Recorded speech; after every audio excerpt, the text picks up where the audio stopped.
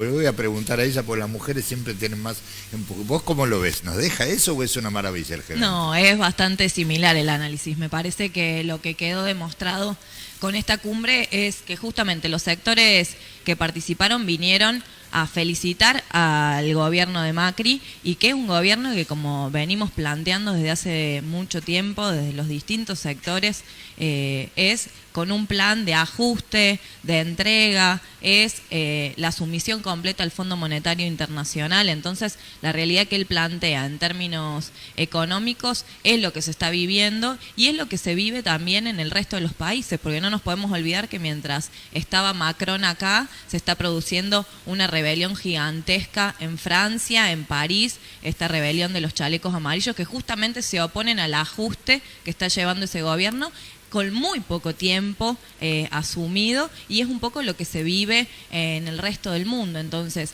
la verdad es que, a diferencia de lo que dice el gobierno de la satisfacción luego del G20, lo que queda clarísimo es que hay un panorama de muchísima incertidumbre, que las inversiones que tanto dicen que van a llegar a la Argentina, la realidad que hay es una incertidumbre gigante de las corporaciones, porque es un país que está atado a la deuda externa, que es posiblemente que no logren cumplir justamente con lo pactado con el Fondo Monetario Internacional. Entonces, esas inversiones no van a llegar, y la realidad es que el G20, para los que andamos de a pie, para la población en general, no ha significado más que firmar la política del gobierno en relación al ajuste que vivimos día a día. ¿Y ellos qué creen que ganaron haciendo el G20 acá?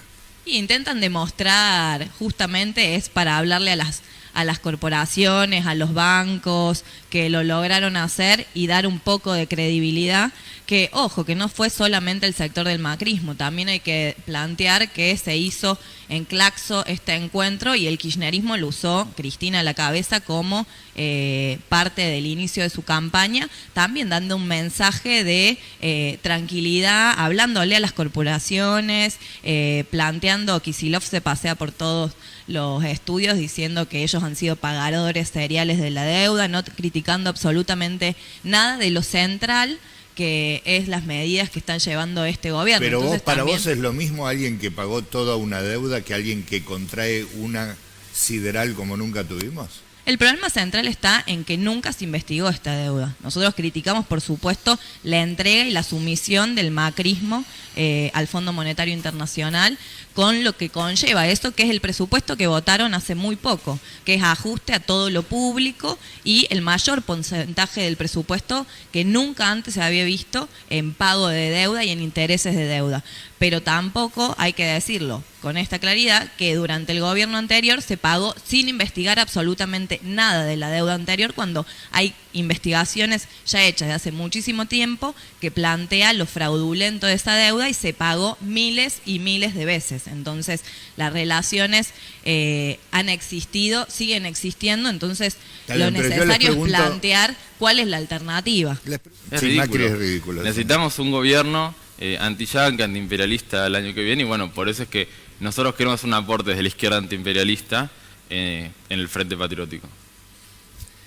Bueno, nosotros en eso sí tenemos una diferencia clara en relación al proyecto político, porque en esto sí lo planteamos, y desde el primer día, cuando inició este año el acuerdo con el Fondo Monetario Internacional, fuimos una de las organizaciones que estuvimos en las calles con los distintos sectores, porque en las calles hace falta la mayor unidad para enfrentar al macrismo y al plan que tiene. El problema, que lo que tenemos que discutir es cuál es el proyecto político, porque acá el compañero lo decía con claridad, que ellos no están de acuerdo con lo que plantea Kicillof, pero es lo que plantea Cristina también en relación a cuál es la salida y cómo hacerlo. Nosotros también no decimos que es lo mismo, tienen distintas formas de aplicar las políticas de justamente del mismo sector, que beneficia al mismo sector, que son las corporaciones, que son los bancos, que son las multinacionales, y que lo vimos durante el gobierno anterior con las concesiones que se dieron gracias a la lucha,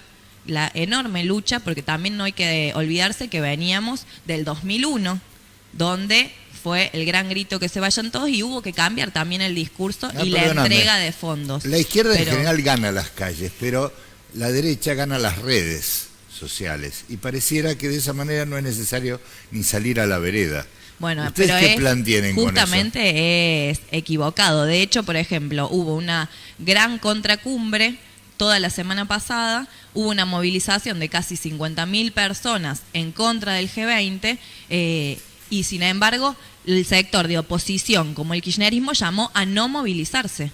O sea, el sector del kirchnerismo, pero también las centrales sindicales tampoco llamaron a movilizarse con fuerza ese día, que podríamos haber sido muchísimos más en las calles enfrentando esta política. Perdón, y y cuando dicen acuerdo, eso, ustedes que están dentro de Unidad Ciudadana, ¿qué dicen?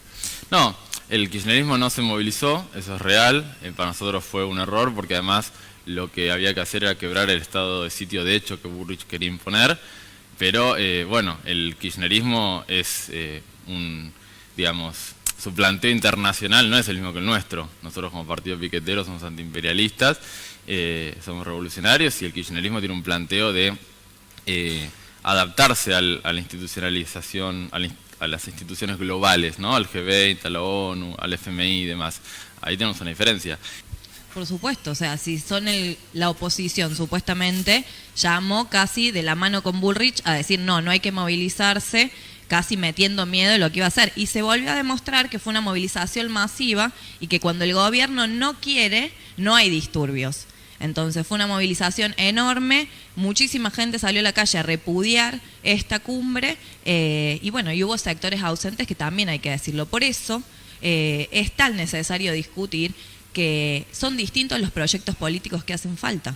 O sea, más allá de compartir las calles, que nosotros en eso tenemos pleno acuerdo, es distinto el proyecto político que uno tiene que levantar y que tiene que llevar adelante para conseguir de verdad un país que sea para el 99% de la población. Nosotros lo decíamos, esa cumbre representa al 1% a nivel mundial. Pero para lograr lo que vos para decís no hace falta unidad.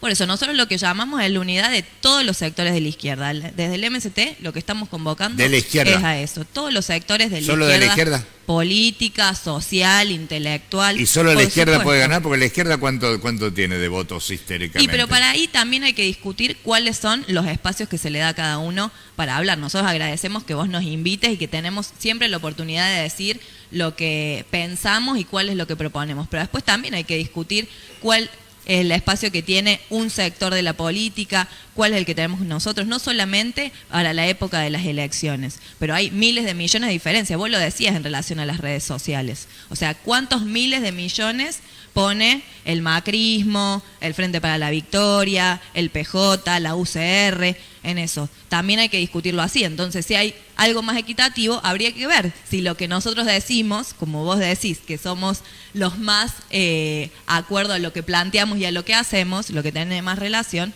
si hay más gente que nos logre escuchar y de verdad va a estar muchísimo más de acuerdo con nosotros, pero la realidad es que ese espacio es muy difícil tenerlo en esta democracia, si queremos ponerle algún nombre. Sí. Sí, es justamente seguir las peleas que venimos dando desde hace tantos años y que tenemos que seguir profundizando en contra de la política ajustadora de este gobierno. Como bien decía, ahora está realizando una asamblea que va a votar una de las acciones para esta semana en contra del fallo patriarcal que se llevó adelante la semana pasada por el femicidio de Lucía Pérez, porque es muestra que mientras vamos ganando las calles, vamos conquistando cosas, pero justamente son estos gobiernos y estas instituciones retrógradas las que siguen manteniendo al propio sistema capitalista y patriarcal en estos casos, y por eso es tan importante la organización, es tan importante pelearlo cada uno de sus lugares de trabajo, de sus barrios, pero organizados y en las calles, y por supuesto que lo que hay que discutir es cuál es la alternativa. Nosotros la decíamos recién, desde el MST entendemos que para enfrentar a la derecha no tenemos que volver al pasado, que lo que hay que lograr es un tercer espacio, un polo alternativo de toda la izquierda que justamente plantea cuáles son la defensa de los derechos de las trabajadoras, de los trabajadores, de las mujeres, porque nosotros no podemos confiar que luego de la enorme marea verde podemos tener un espacio político donde se mezclen los pañuelos celestes y los pañuelos verdes, porque acá no discutimos solamente la religiosidad de las personas, sino las políticas públicas que se llevan adelante. Entonces no podemos poner por arriba los que nos prefieren muertas a los que peleamos día a día por nuestros derechos. Por eso nosotras desde el MST, desde Juntas de la Izquierda, desde Anticapitalistas en Red, como lo hicimos en contra del G20, en la calle, derribando toda la política represiva de este gobierno, pero también planteando con claridad cuál es la salida que tenemos que plantear para las trabajadoras, los trabajadores y el pueblo en general. Muchísimas gracias y muchísimas gracias a todos por haber venido. Ustedes saben...